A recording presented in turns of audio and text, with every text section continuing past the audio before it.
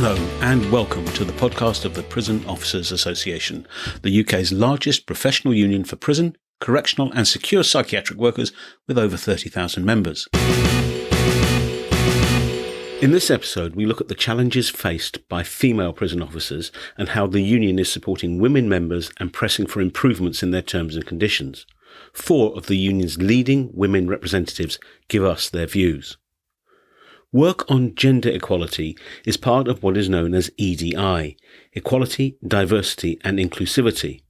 To start off this episode, Deputy General Secretary Joe Simpson and Assistant General Secretary Angela Montgomery set out why EDI work is so important for all members, irrespective of gender, race, disability or sexual orientation.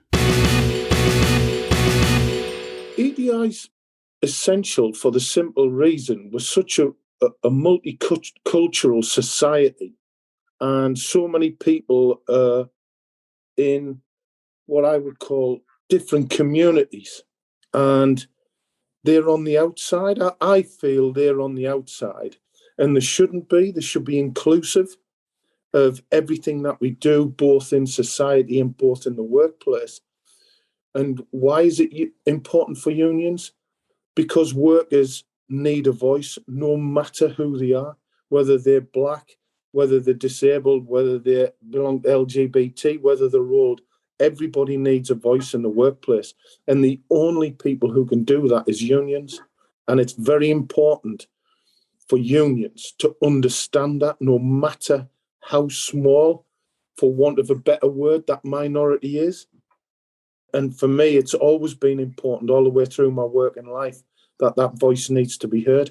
And I think unions in the past have not been very good at it. They tend to look after the people who shout the loudest. So then you see people like black workers, LGBT workers, old workers start to drift away from the union because they're not speaking for them. So what's the POA's approach to making sure that problem is avoided, is ironed out, just is not a feature of the way the union operates? I think it's education. It's getting that message out. And since I joined the POA in 1987, and I joined the prison service in 1987 as well. And I've seen the makeup of the workforce change so much. And as a union, we haven't been at the forefront of EDI. And one of the things that I decided to do when I became a national official and then a full-time officer with Steve Gillen, our General Secretary, was to change the way the union operates. And that's what we're doing now. People listening to this might think, well, look, it's no big deal. You know, it's entirely possible for, say, a man to represent a woman or a woman to represent a man. Why is it so important to have people with the lived experience speaking for their own communities? Diversity and inclusion is important at all levels of the union. And in that context, it's important that our members get the best representation that we can provide. And that calls for our activists or local committee members to represent the members within their prison or special hospital. I think the difficulty is, as a woman, I don't know what the experience of being a man in the workplace is, and vice versa. So that lived experience enables you as a rep to tailor the service better to the needs of a diverse group of people.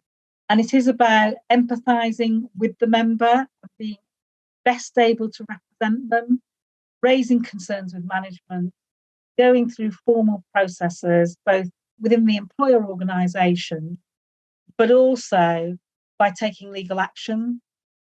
The POA is very clear that discrimination and harassment will not be tolerated by members, and our members who experience that will be supported to the fullest level to achieve justice for themselves and their families.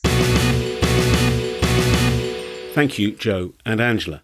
Now, to discuss everything, from planned moves, false advertising over flexible working, the importance of boundaries at work, the menopause, returning to work after maternity leave, to why Screws on TV is nothing like real life, Assistant General Secretary Angela Montgomery is joined by NEC members Sarah Rigby and Jackie Marshall, and Chair of the POA branch at Oakwood Prison, Kirstine Brown.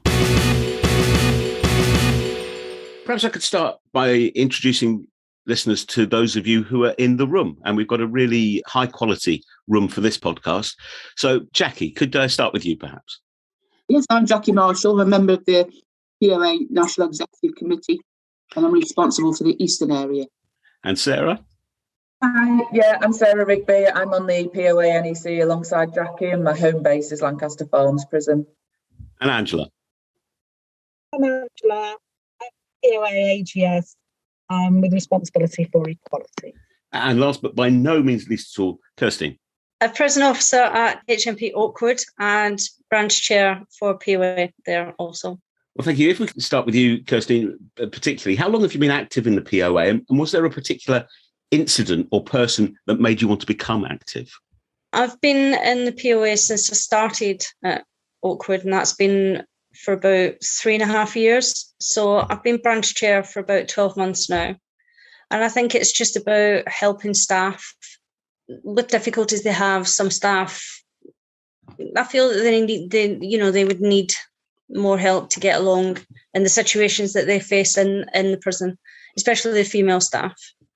I was going to ask, I mean, what is the reality of being a female prison officer, especially the kind of things that your male counterparts might not realise? I mean, it's not all like Screw, is it? It's a very different kettle of fish.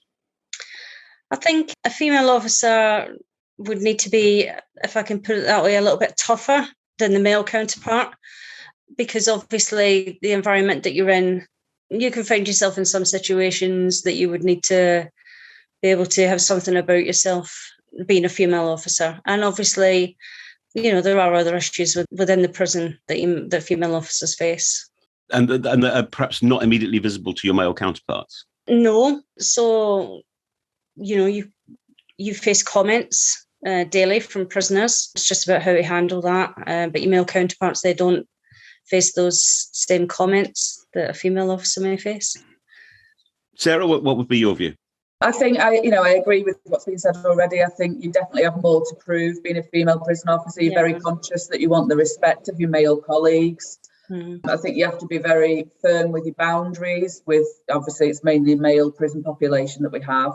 And you're just conscious that you don't ever want to be accused of anything that you're not doing, which is why you have to be very clear with your boundaries. Moving from a female to a male prison can be quite a transition, as Jackie now describes. I started with females as a young officer. I was only in my early 20s and went to a female prison, then transferred to a male prison. The relationship with prisoners is completely different in the female establishments. And I was very conscious of what I was saying to male prisoners. I felt like I had to think about everything that I said to them so that I didn't sort of cross a line. It's different things that you'd say to female prisoners than you would to male prisoners. Yeah, I would agree with that. Is there any particular training that helps female officers become that aware, or is it something you have to pick up, you learn from colleagues, you've almost got an instinct for it? I think it's something that you learn, but I think you have to learn it fast. You have to have that front. You have to have those boundaries, just exactly like the other ladies were saying. Yeah, I would say you have to learn it. You have to have something about you as well in order to, as they were saying, boundaries, to be careful what you say, to not overstep the mark. Yeah, very much so. And that's on a daily basis, obviously. I bet. How important do you feel the role played by local branch committees is in supporting women members? I mean, obviously, Kirstine, as a senior branch officer, you'll have a particular view on this. The branch is going to be the key local network, isn't it, for women officers? Yes, it is. Yeah. And obviously, we're there for all the female members that we have in terms of just advising them and just guiding them along the way, because we have a lot of young female staff who maybe need to learn the boundaries, just like we all have. We have to learn the boundaries that we have to give out. Sarah?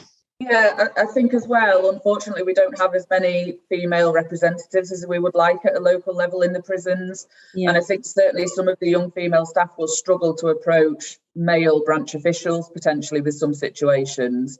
So for me, I think we really need to try and expand the female network from a local level.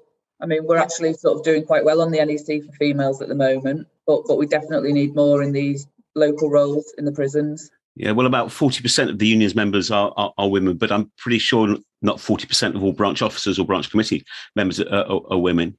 No, nowhere near. Even things like our training course, you have to be away from home for a week. That just isn't always practical for female staff.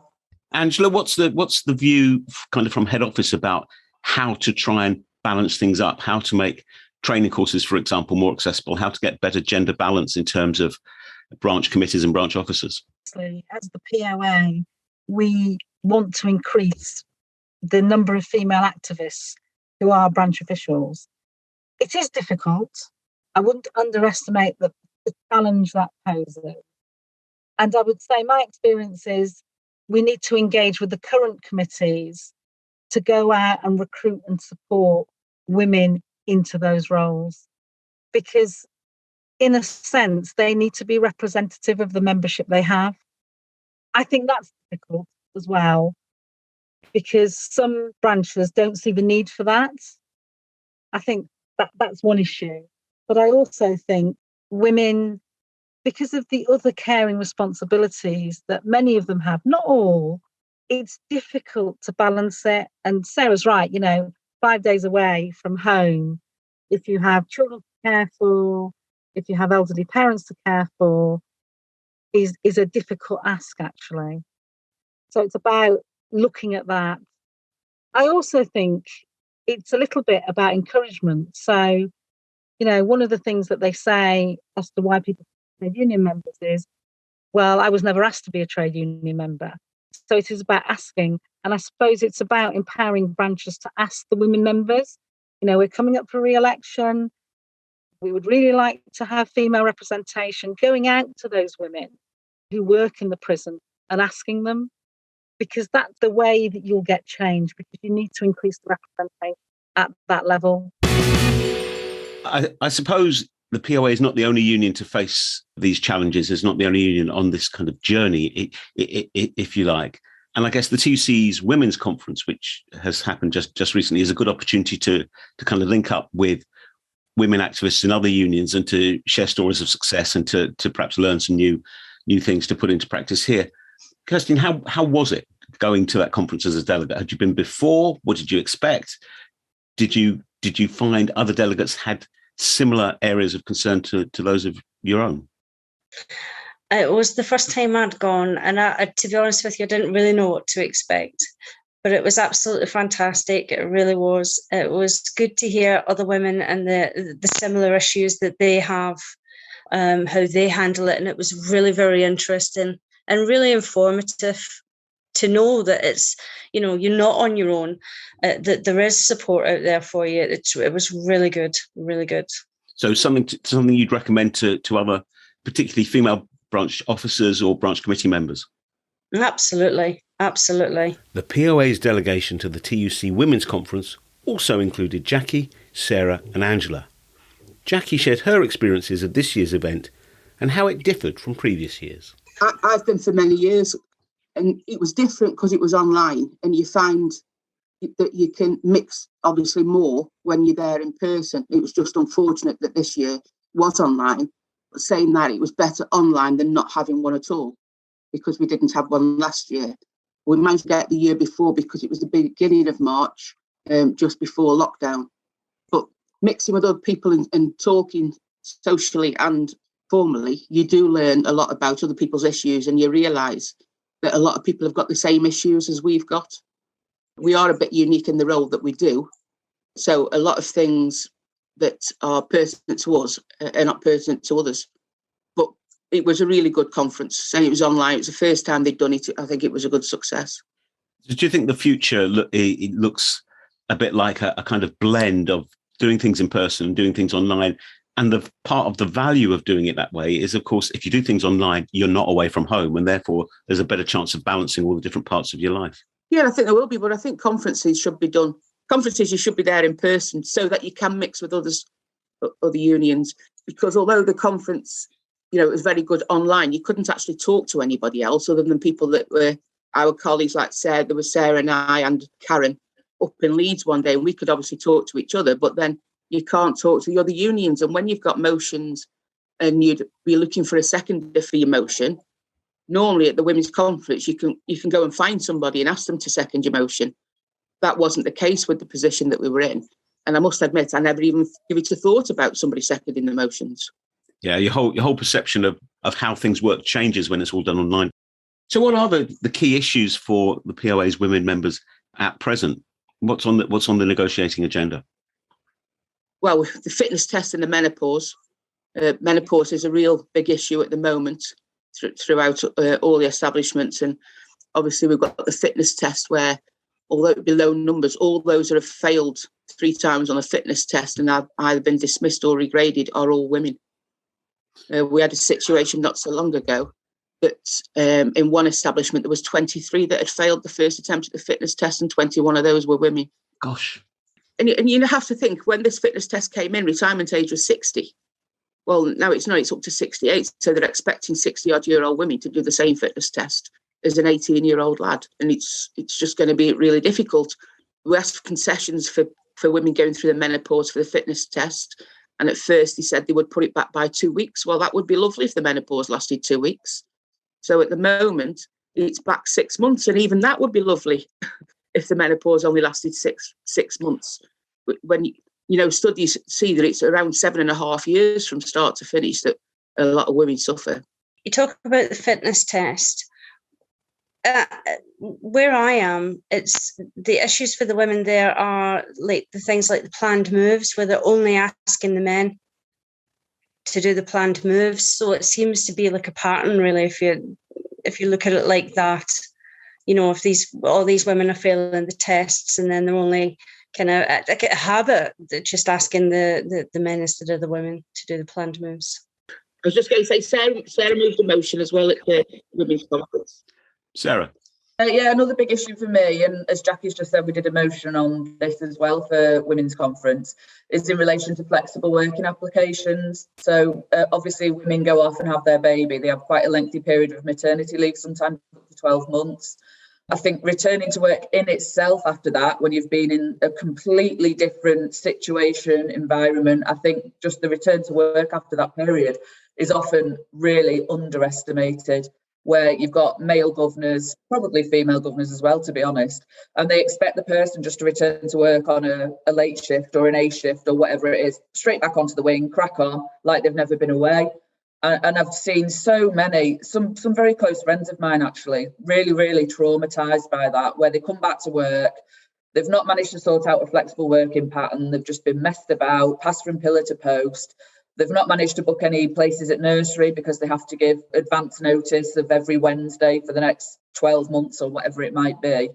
And the whole experience of returning to work is just marred by this anxiety, really, and from the fact that they can't get a flexible working pattern agreed that's going to work for the home life, and that's also going to enable them to fulfil what's required of them at work. And I mean, you can't work in that environment when you've got anxieties about who's going to be looking after your child on Wednesday going around. And I've seen some really poorly mismanaged situations. I've seen, again, another good friend of mine who basically was forced into a non-operational role on the back of this because they just couldn't come to any agreement of how she could be at work and look after her 2 young children under 3. Just really, really poor, really poor.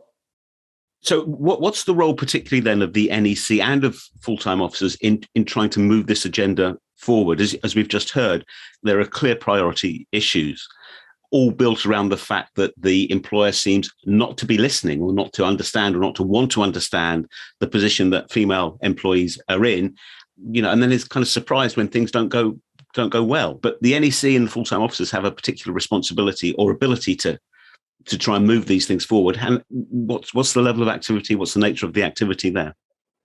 Bizarrely, the prison service advertised flexible working from the day that you join the job. That's one of their big kind of things that they put on all the application forms and all the leaflets and all the advertisements. Oh, we can offer you flexible working. So these staff come into the job expecting to be able to arrange it fairly easily, but actually the realistic view is totally different. So right from the top, they say, yeah, we can do flexible working, but then somehow the message is completely lost when it gets down to sort of governor level, and it's just not the case. It's false advertising, really. All of us individually support women in their applications for working with different measures of success. And it does depend on how far the individual woman prison officer wants to go. And I think it's really, really difficult because it does happen in other industries as well. But women at their most vulnerable, as they're going back to work, are faced with a whole series of barriers to obtain flexible working. And in the current recruitment crisis that we've got, it's just so short-sighted because many of those women have years of career ahead of them. And a lot of them just quit.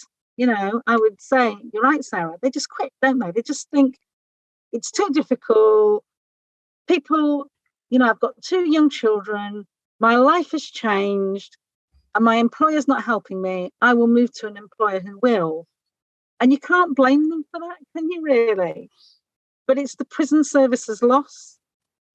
And it's our members' loss because they should be enabled to remain in the job that many of them love, despite the fact that they have caring responsibilities. I mean, I've had cases where women are looking after elderly parents. And again, they've asked for flexible working. And it's the employer is just really reluctant to do that. And I struggle to see why, really. Those women who stick it out, we normally do get it for them. But it's just a struggle that they shouldn't have to face when they're caring for children or vulnerable adults. I mean, that's just not right. On the back of that, Angela, I've got to say, at our place, they do accommodate, you know, flexible working. So I don't know whether we're lucky or it's a one-off. I suppose what I would say is that G4S corporately support flexible working. You know, there's no 2 ways about that. I do think the private sector are more willing to do it than the public sector. And I think that's about a different stance, really, which is that as long as staff turn up and they do a good job, they're not fussed whether they're men, women, or anything else, actually. And I kind of think there's a different mindset because it seems to be much more difficult in the public sector to obtain that. And in other industries, it's the other way around. You know, in the public sector, it's really easy to get equality for women. But in the private sector, it's really difficult.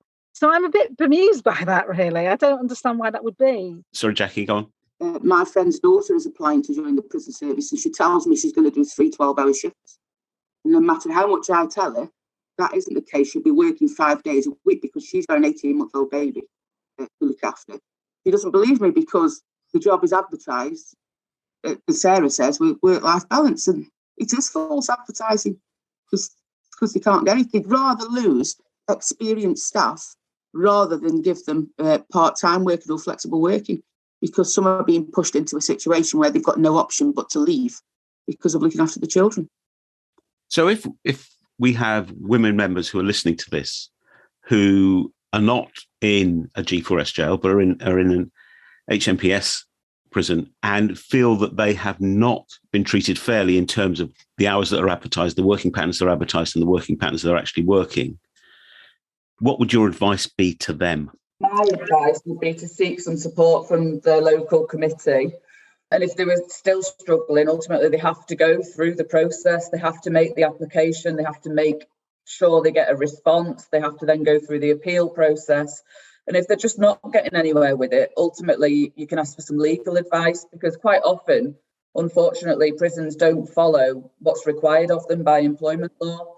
And, you know, some staff will be in a ridiculous scenario where they've asked for work-life balance, they've put an application in and they just don't get an answer. And several weeks later, they still don't know whether it's a yes or a no, or it's just kind of left hanging. It's almost as if a manager somewhere's taken it, thought no, and just pushed it in a drawer and thought maybe she'll go away. Sorry, I was just going to say, quite often when they do get a response, all it says on is it doesn't suit the business needs. Or what's that supposed to mean? You have to push it. You literally have to push it at every stage, which is, I think it was Angela that said, it's just exhausting. It becomes too much, but that's what you have to do. You just have to keep pushing it. But the value of POA membership surely is that if you get into that position, you're not pushing on your own. You've got the union putting its shoulder to the wheel as well. Absolutely. Yeah, what's interesting about that is you know, in the public sector, if a woman is returning back to work after having a child and she has that anxiety, that they allow her to go into the establishment with that anxiety, because I would have thought that that's quite an issue to be in that environment and have the anxiety. I think that will very much vary from manager to manager and prison to prison, to be honest with you. I know at the establishment I work at, sometimes they do allow a period of a week or two just to kind of ease people back in. But I also know for a fact there'll be female members out there that say, I got nothing. It does depend on individual governors. It shouldn't be a lottery, should it? There should be a standard kind of floor of terms and conditions below which no one falls. You know, private and public, they advertise flexible working. And in some places, that's really straightforward. It does depend on your manager. I agree with you, Kirsten. You know, if you've got a supportive manager, then that is more likely to happen than not. Mm. But there's a case I've had recently where the initial response was, you're not going to have flexible working. But eventually, and legal advice was sought, it was agreed that the woman could work 3 set shift patterns every week in order to accommodate her caring for her elderly parents. But it was a struggle. And it shouldn't have to be. I think many other women members would have quit. They would not have sat it out.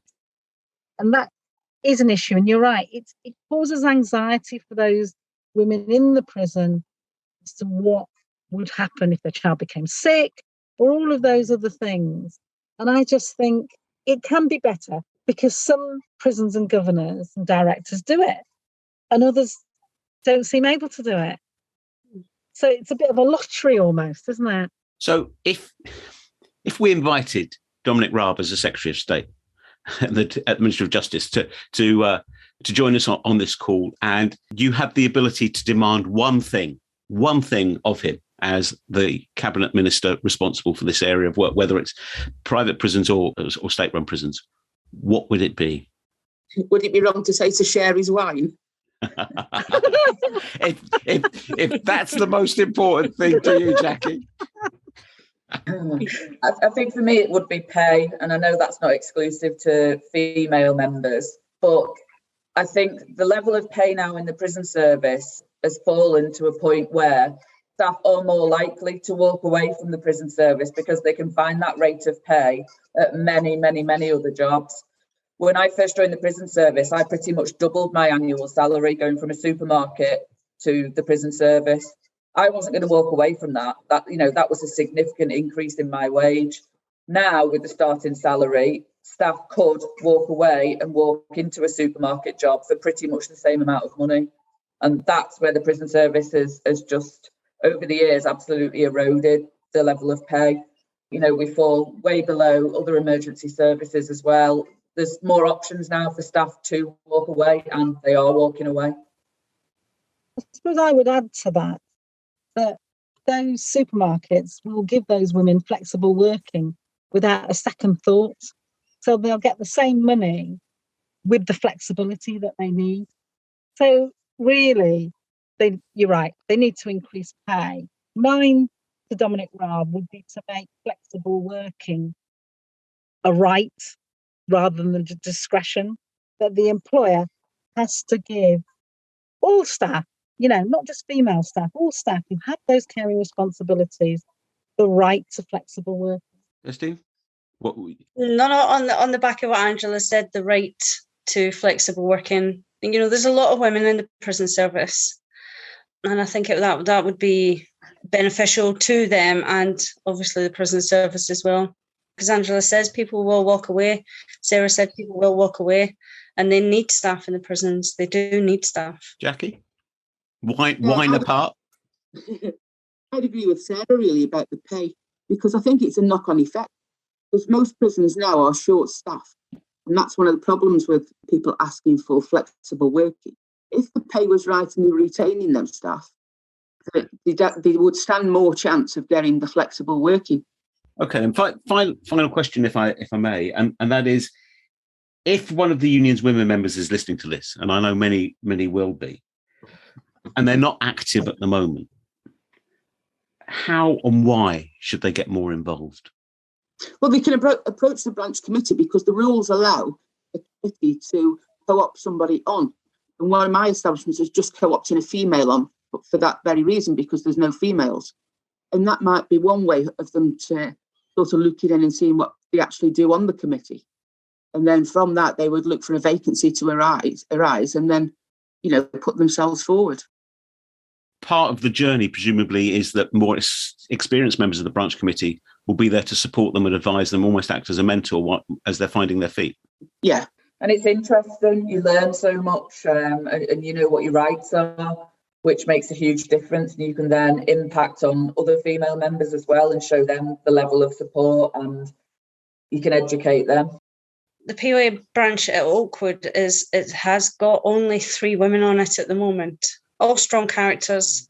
We see the new ones coming through. We see them once a fortnight. We've started seeing them once a fortnight now. And it is to encourage them. It is to offer them that additional support. And hopefully from that, it would, they'll become good officers and they'll stay. And I think that's important. I think when you're going into the prison service, to know that there's some kind of support there for you, it helps. I think it does. It's when you feel alone that's where you've got more tendency to walk away. I mean, people often talk about the POA as a family. I hear that said quite a lot, and that sounds like a good familial characteristic. I think you have to be if you're going to be within the branch, because you're there to support your members, you're there to advise your members, you're there to give them all the encouragement that they may need. I think it's really important. Right, and Angela, final kind of thoughts with you. We've got members who are listening to this who are thinking, yeah, I want to get involved in that. I can see the value of that. I can see the importance of that, and I've got a few ideas about how it would work. And they're now thinking, where do I find my branch committee? Where do I find my branch my branch chair? Angela, what should they do if there are members in that position right now? Contact their branch and express an interest. But I suppose I would also like to say to any men that are listening who are local branch officials, that they should reach out to those women members, because yes, we would love women to come forward and feel empowered enough to come forward. But I also think men have a part to play in this. And I think the local branch committees, if they don't have a woman on their committee or there are vacancies, they need to go out and reach out to those women and ask them whether they're interested, to give them the information and to support them. Because in many ways, that will have been done for them. And I know some of our members may say, well, why should it be different to women? And I'm not saying it should be on one level, but on another level, most branch committees recruit their members by initially reaching out. Historically, they've chosen to reach out to fellow men as opposed to the women who are within the membership. My thanks to Jackie, Sarah, Kirstine and Angela. The message is clear. The union is working hard to make sure it is truly inclusive for all members and potential members, irrespective of gender, race, disability or sexual orientation. It is also taking steps to make POA representatives and local committees more reflective of the makeup of the union's membership, and in future episodes we will be focusing on the work being done in respect of the other equality strands. The union is only as strong as its members, and the more members the union has, and the more diverse and inclusive the membership is, the louder and stronger the union's voice. So, if you're listening to this and you haven't signed up, speak to your local POA rep or head over to poauk.org.uk to find out how to join and all the information you need about the union and the work it does on EDI and everything else. Thank you for listening. We hope you like what you've heard and will join us for the next episode of the POA podcast. Thanks and goodbye.